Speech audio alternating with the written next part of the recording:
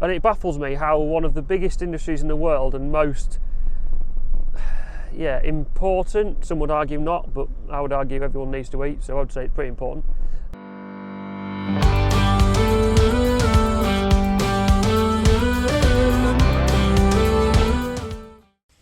Morning all, how are you doing? It's week 3 already.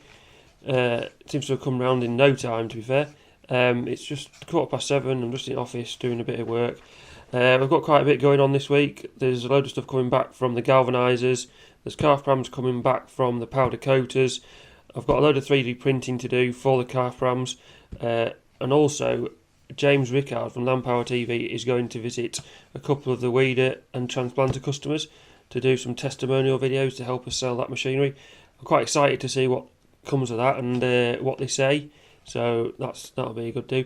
I washed the tractor on Saturday to get pictures of the crop roller and for publicity and adverts, but then yesterday it was just foggy, and even though it was sunny up the dale, I went up to collect some string from linkages to use in the photos. Got to Labourn and it was sunny, but anyway, that's by the by. Hopefully today will come out right and we'll get some decent pictures of them for that job. So yeah, we'll bash on with it.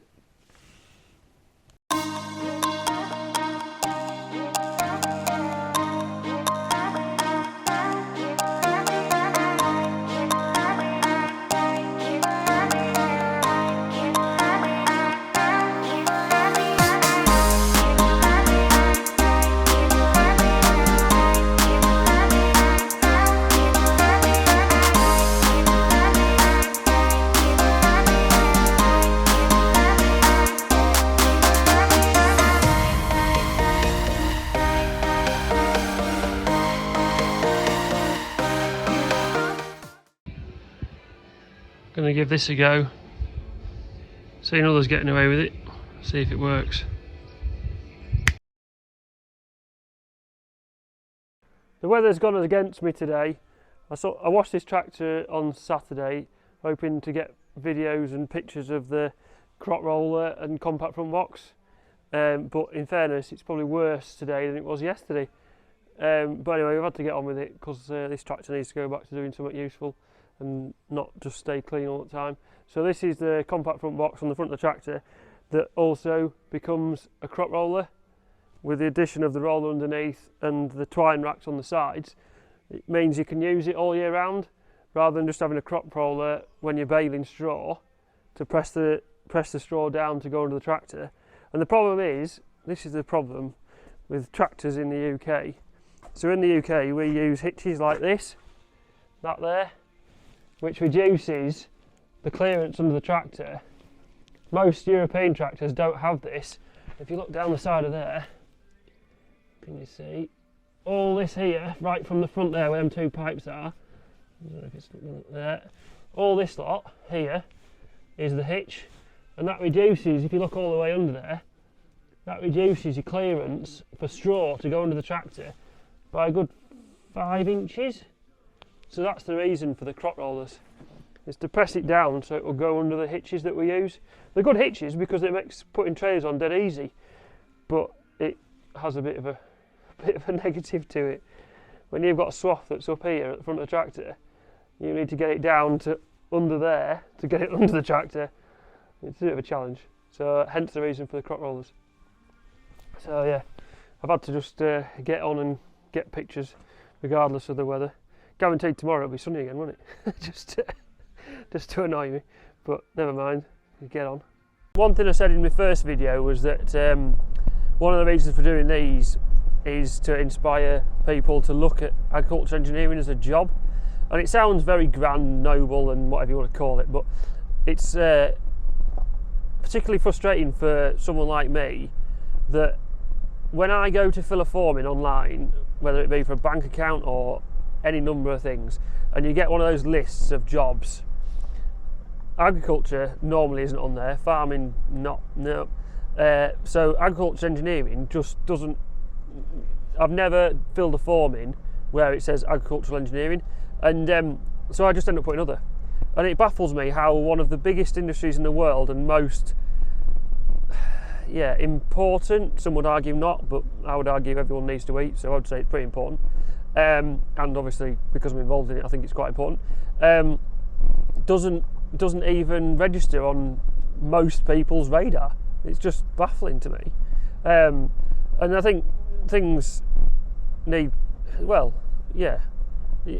I'm a dad to 2 awesome daughters, and I'd like to think that they would look at it. Not necessarily, I'm not going to push them down that road, but I'd like to think they'd consider it. Agriculture, not necessarily agriculture engineering, but definitely agriculture, because it is a male-dominated industry, and it doesn't really need to be, because I don't know. It just obviously it just is that way at the moment, and I don't think it necessarily needs to be. And there is such a wide variety of potential jobs within agriculture. So I think it's an underrated sector, and I don't think it ever gets the recognition, or it's not put forward as an option in schools at the point where the careers advisors are talking about what people would like to do. Certainly wasn't when I was at school, and I haven't heard that it's changed, so I don't expect it will have done. So I think it's that's the reason why it sounds like I'm trying to be a hero, but I'm not. Morning all, how are you doing? Just on setting up the 3D printer to be printing all day. It's going to be printing these bits for Calf Prams. This is it. I bought it off eBay. I just need to change the spool on the back of it first because it's run out. So it melts this plastic as it goes, and that's how it produces these parts.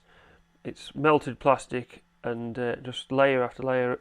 So it takes quite a long time, but it's not really a problem that it takes a long time, because it's not like you're having to do it yourself. You just set it off and leave it to it. So yeah, this is the new spool. So I'll get this opened up and get it put on.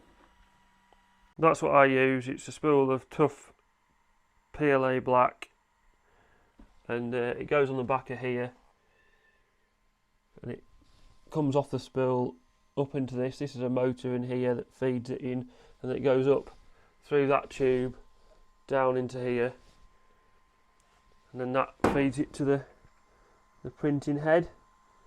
So that tip there is where it comes out, and it's heated at this last point here, so that's where it melts it and then lays it onto. That's the build plate there. That's heated to make stuff stick to it, but it also needs another bit of help from something else. So we'll get it changed.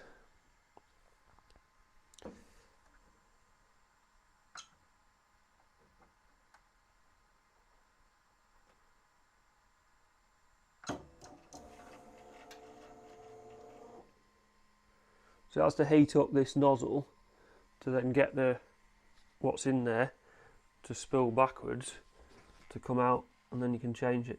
There is a bit left on that spool, but the problem is it's not enough for the job I'm going to ask it to do.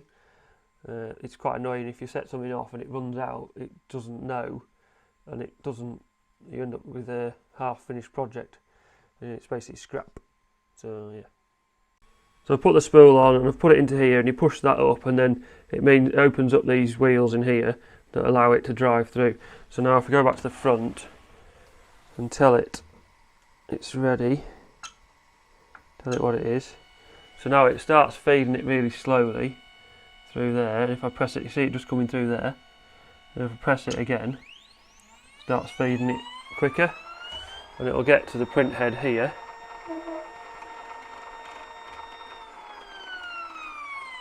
And then it will slows down, it will start feeding it through there, and you'll see it appear eventually. Takes a while.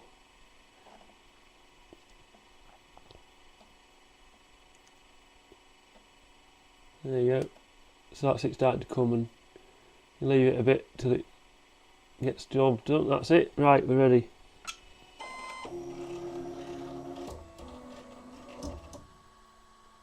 So that's that changed. So now we need to select which program we want to print. It's already on, so it all goes onto this SD card here, and it's already on here. So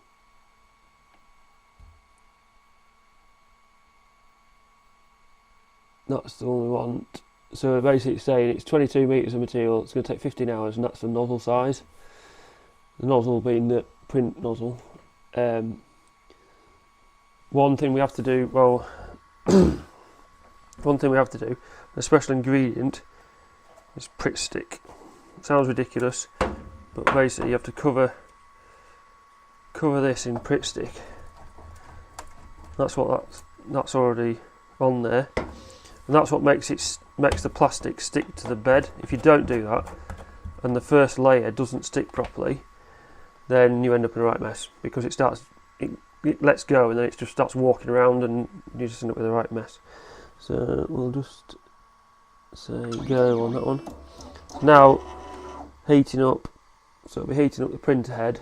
Just pull that off there, and it's heating up the bed this bed as well, and then it will set off once it gets warmed up. So it's about finished getting warmed up now. And once it gets warmed up hot enough, it'll make a start.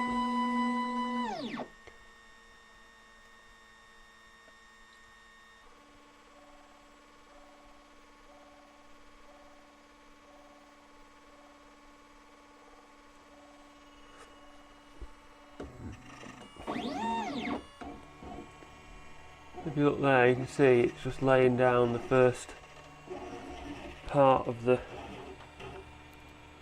print. So that's the outline of it. We'll just keep doing that all day.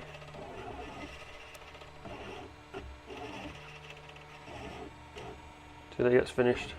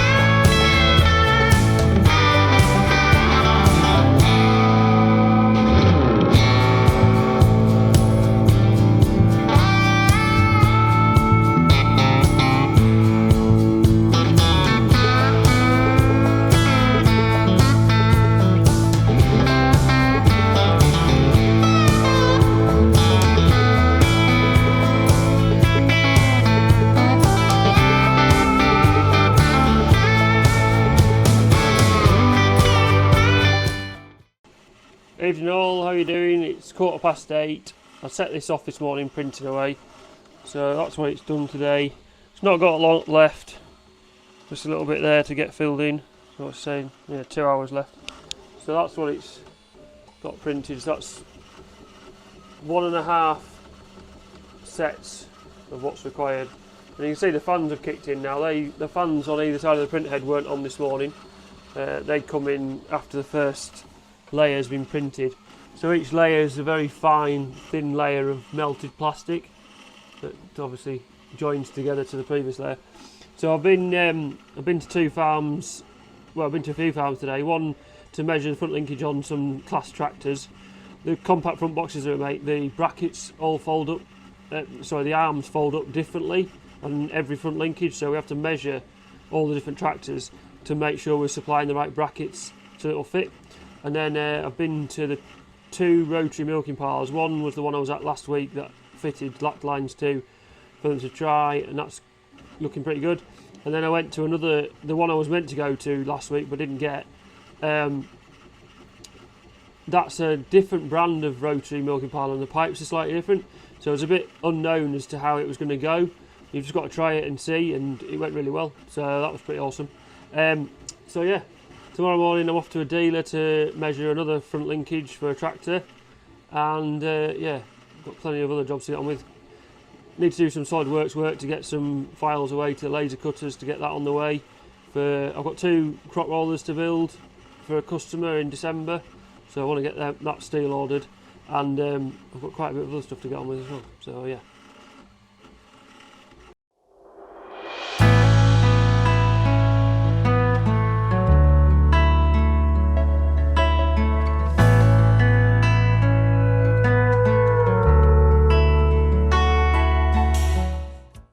Evening all, how are you doing? Just a bit of an update on the 3D printer. It's been fairly working away the last few days, so that's what it looks like when it's finished. And that's a set. So there's 4 Calf Prams worth of parts there. So that's what they come off like that. And then I'll basically tidy them up. That bit around the edge is just to help it stick to the tray, so that bit peels off. These bits here, can't just see them, but I'll show you when I take them out. So they basically come out so that the bolt head can sit into them. And it'll make a bit more sense when I show you when it's fitted to a Calf Pram. The good thing about 3D printing is these parts, if they were to be made any other way, would be quite expensive because you'd waste quite a lot of material. So if the only other way really to make them out of plastic would be to CNC route them, and that's basically get a block of plastic and cut away a load of material. Whereas with 3D printing, there's no other than the bit to help it stick, this here, that I'll cut away, and any support material, there's no real wastage. So yeah, it's quite good from that point of view, and that's the reason why these are 3D printed, because from a cost of production point of view, this is the cheapest possible way of doing it. So it's been hammering away the last couple of days, and yeah, it'll go again tomorrow. I don't tend to run it on a night just because I don't really like it running on a night, so anything I do, it's basically the longest program I run would be about 16 hours. So I set off first thing in the morning, and by night time it's finished what it's doing. The way to do that is just do less of them. So every time you add another 1 or 2 of these, you add in a couple of hours worth of work. So that's how you sort of manage it. I'm just on updating the drawings for the crop rollers. We've got a couple to make in December. So this is what I was messing about with earlier in the week. So that's a crop roller that presses down the straw ahead of it going under the tractor to get it into a baler. So this is SOLIDWORKS, and this is what I use to draw everything. So all these different parts make up an assembly. So all these different bits. So if we open that bit, that's one part. So there's quite a few different parts. So that's a laser cut part, that bit is. So that's how we put these together. So it's quite a bit of work, and it's quite time consuming drawing the parts and then doing all the sort of administrative work of getting the DXF files ready for the laser cutter, and then you send a drawing with it as well. So it yeah, takes a bit of time to do all that lot.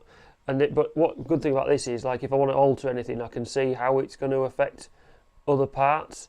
So I've made a few alterations from the first ones that we made, which is inevitable really, just with anything new you end up altering it.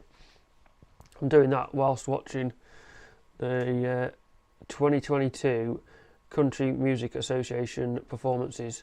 It was a couple of weeks ago, and it's quite, well, I'm a big country music fan, so yeah, that's just quietly working away, and I'm listening to that whilst doing SOLIDWORKS.